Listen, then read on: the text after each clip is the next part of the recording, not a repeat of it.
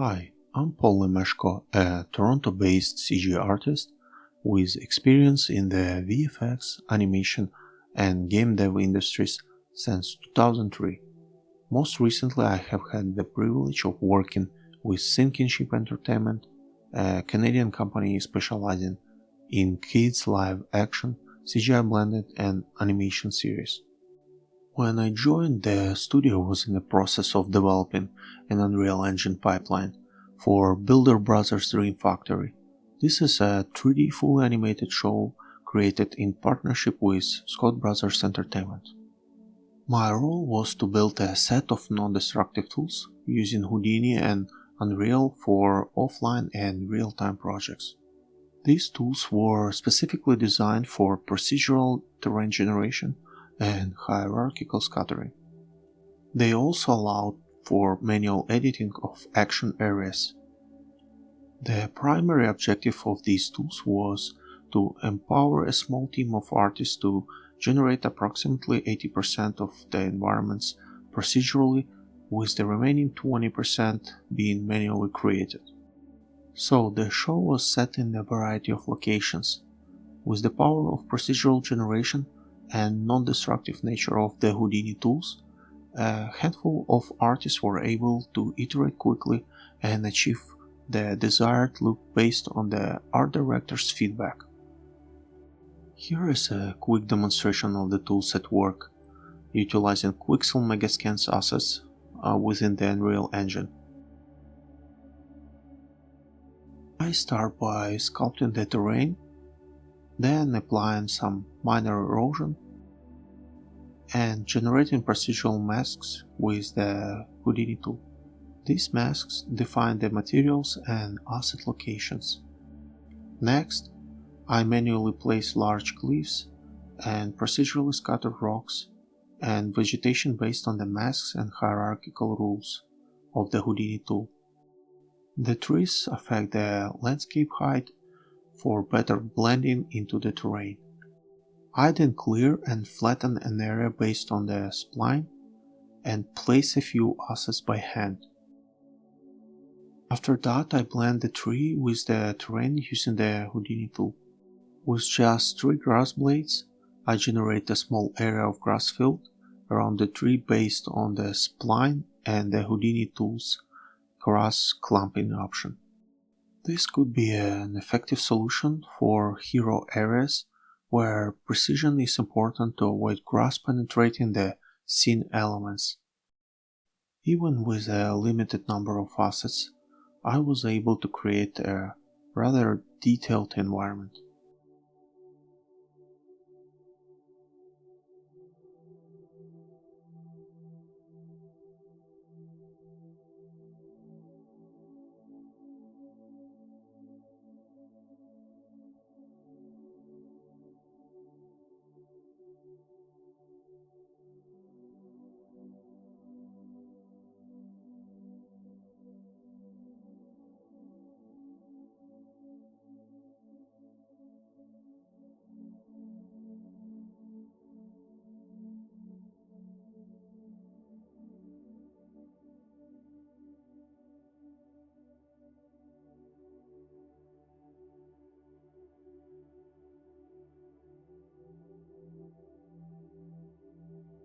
One of the key features of the tools is the generation of procedural landscapes and masks.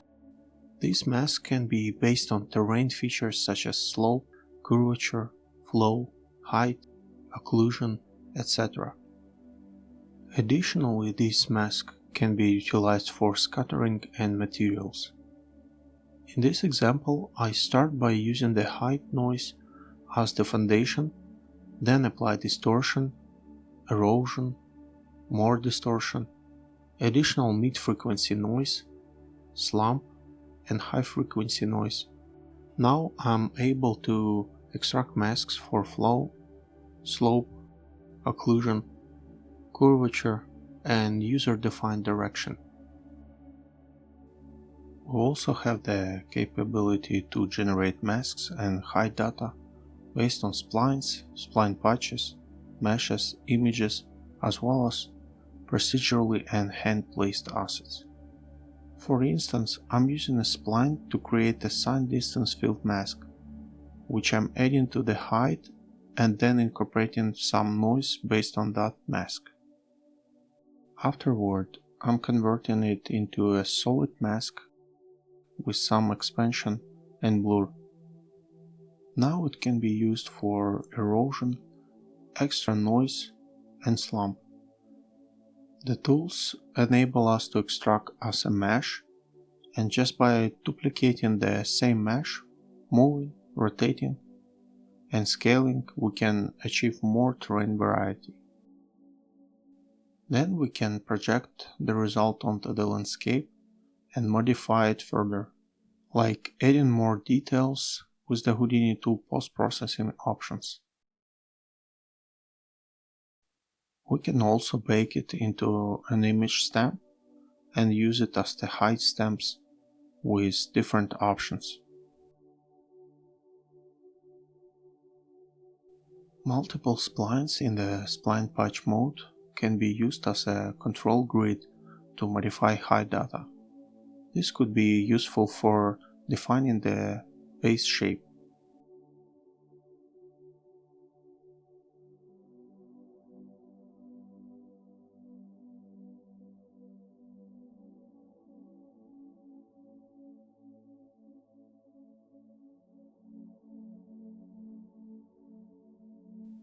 Procedurally scattered assets could also affect mask and height data, as well as hand-placed assets.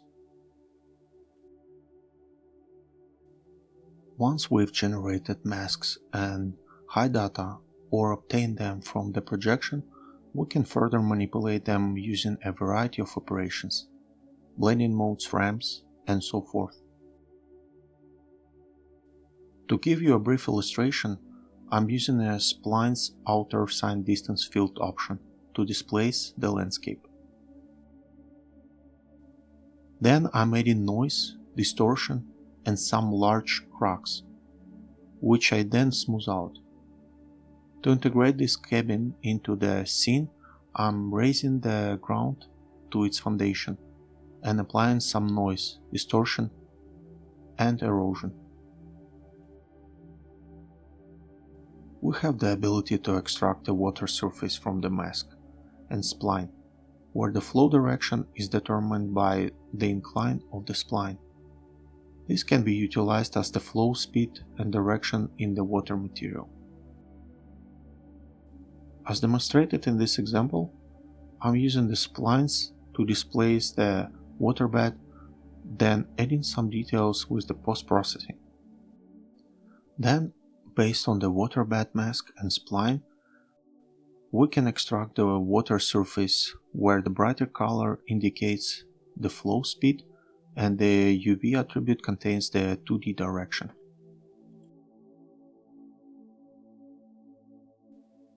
The scattering tool enables us to construct a hierarchy with various complexity logics to cater to a wide range of production needs. It can be based on any combination of parametric rules, masks, splines, meshes, as well as procedurally and hand-placed assets. In this example, I'm using a specific height range mask with an inner sign distance field option to scatter some trees.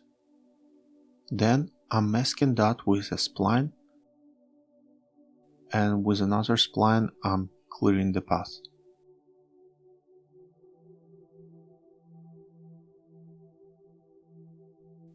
The tools powered by the Houdini Engine enable us to bring the non-destructive nature of Houdini into Unreal.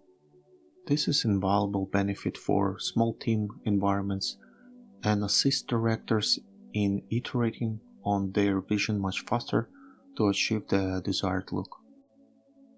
Unreal users don't need to know Houdini.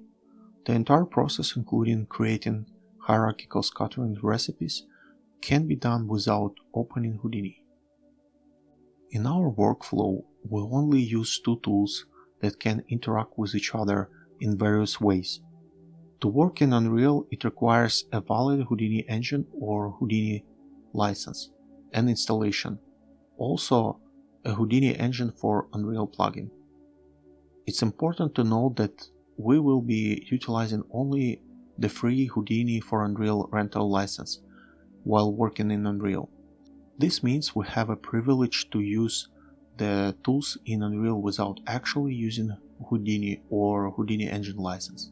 So what is Houdini Engine? It's a non-graphical Houdini, part of Houdini distro, requires a paid Houdini license or Houdini Engine rental license. It's a solution for batch processing and distributing important tasks on the farm. On the other hand, Houdini Engine for Unreal, it's a plugin for Unreal Engine, brings procedural power of Houdini to Unreal Engine, comes with Houdini distro and works if Houdini installation exists, and requires a free rental license.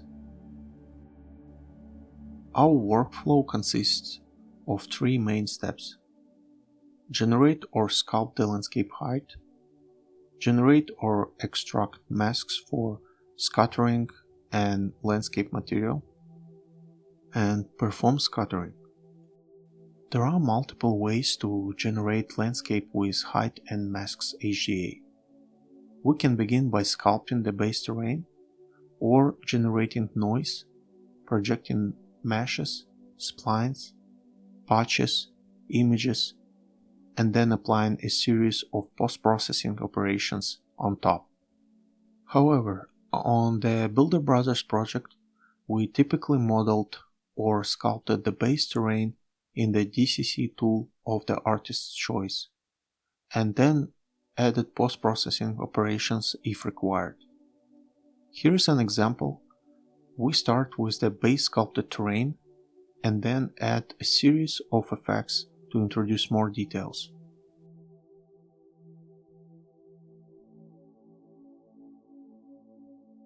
After that, we can generate masks based on specific features or noise. These masks can be used later for scattering assets and defining the landscape material layers. For example, an erosion mask could be used for removing or spawning specific assets and applying a material to achieve the desired look. Occlusion could also help to separate wet areas. The slope mask helps to identify cliff or hill areas.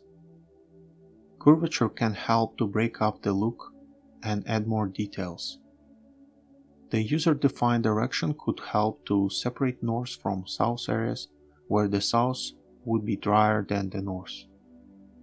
The height gradient mask could be used to separate high altitude areas from low ones, and used for assigning different materials based on that, or spawn specific assets related to that height. A noise mask could help to get material and asset scattering variety. However, these masks are not that useful without the ability to edit and post-process them. The masks can be further altered by adjusting, combining, or mixing with each other to achieve a desired look. Here is a simple example. I'm projecting the mask from a spline, expanding, blurring, distorting, and subtracting it from the height gradient mask. For each mask and height, we can add as many operations as we need. It works in the similar way to Photoshop Smart Filters. We can stack as many as we need to meet the requirements. We can also apply any mask to the height. The list of operations is extensive to ensure that it doesn't limit the artist's creativity. In Unreal, the mask and height data are stored in the landscape layers. This means that the Enable Edit Layers checkbox must be activated. This is one of the main distinctions when using the tool in Unreal as opposed to Houdini. The landscape layers provide us with an additional option to benefit from Unreal's layering system. Once the terrain and masks are prepared, it's time to populate the landscape with assets using the hierarchical scattering HDA based on our recipe.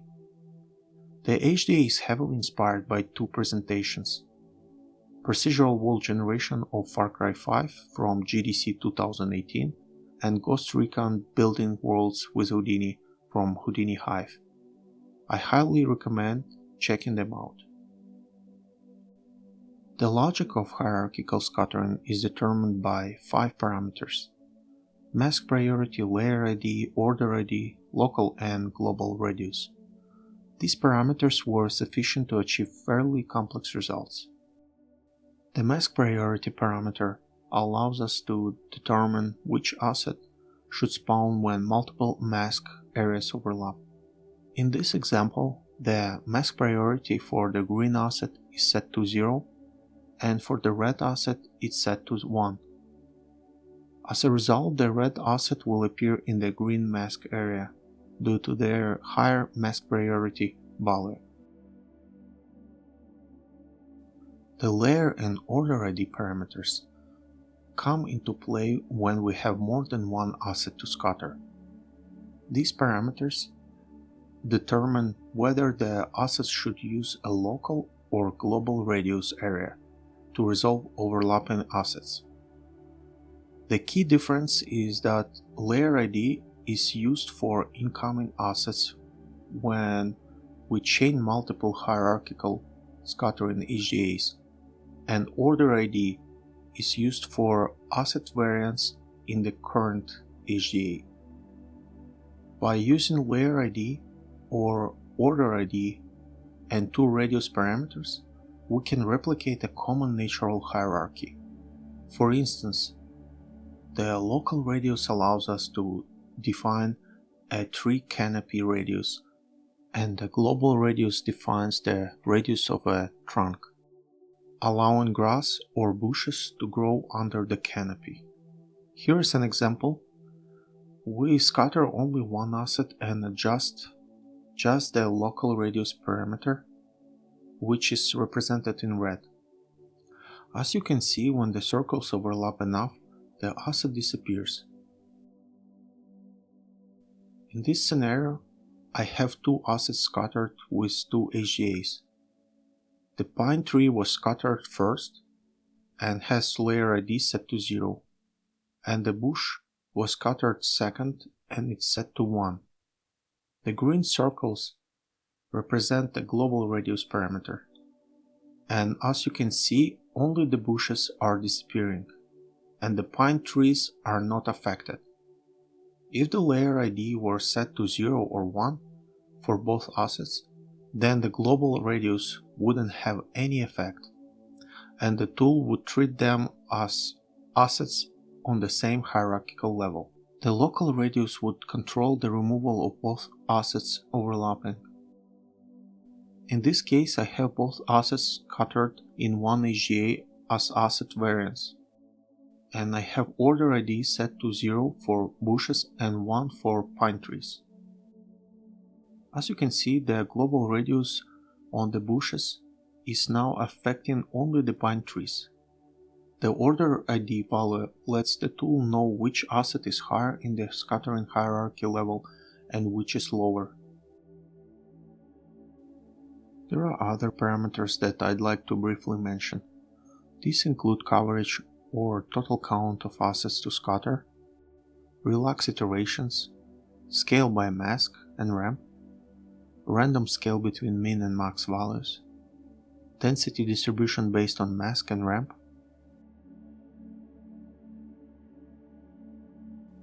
align to surface normal, global rotation, random rotation between min and max values, global translation, and random translation between min and max values.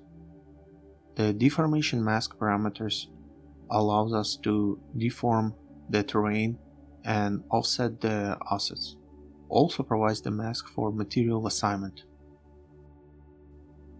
Not all assets can be scaled significantly due to the textile density issues that come with scaling, and also, for instance, the shape of a tree changes over its lifespan. the tool allows us to specify as many sizes or edges of the tree as needed. In this example, I'm using 3 different sizes for the pine tree.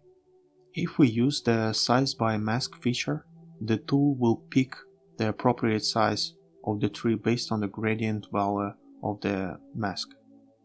To avoid the staircasing pattern, we can use the blend sizes parameter. This helps compensate for the lack of intermediate sizes. Additionally, size randomization can help to break up the uniform look. Each size of the asset can have multiple variants. The weight parameter controls the scattering percentage of each variant.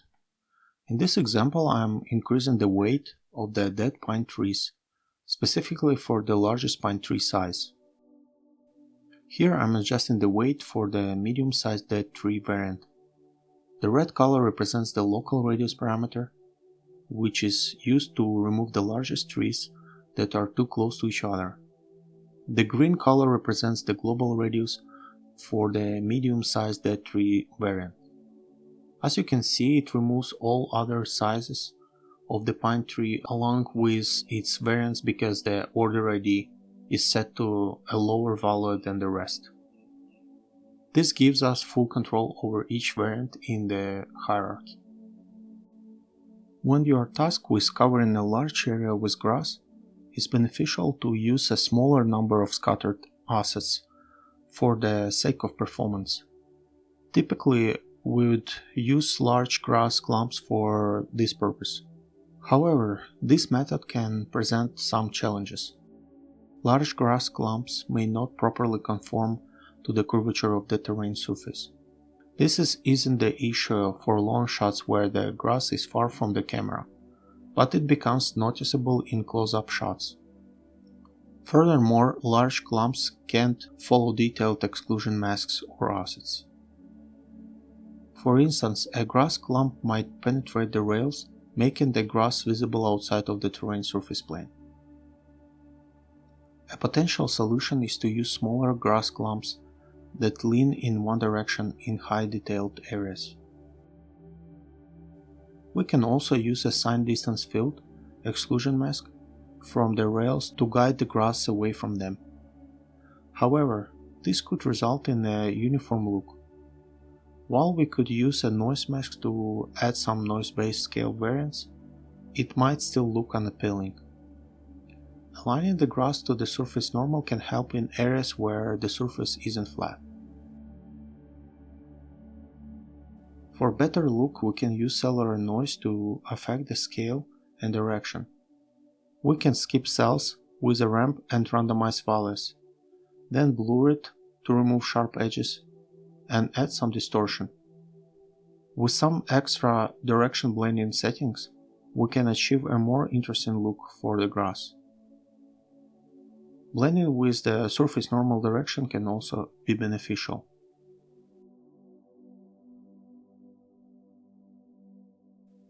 Now the grass nicely avoids the rails and doesn't look uniform anymore.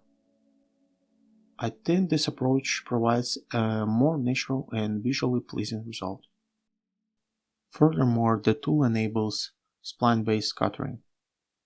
This feature allows us to control various aspects of the asset on the curve.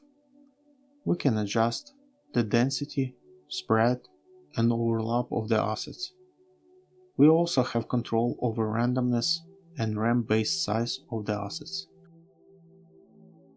The results can then be projected on the surface. This includes alignment to the surface normal, as well as random rotation and direction.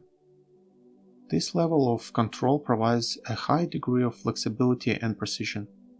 It's a powerful tool for creating complex and detailed environments. Alright, that wraps it up. I really hope you found this helpful and learned something new. A big shout out to James Wallace, Matt Bishop, Fiona Wong, and the folks at SideFX for making this presentation happen. Cheers!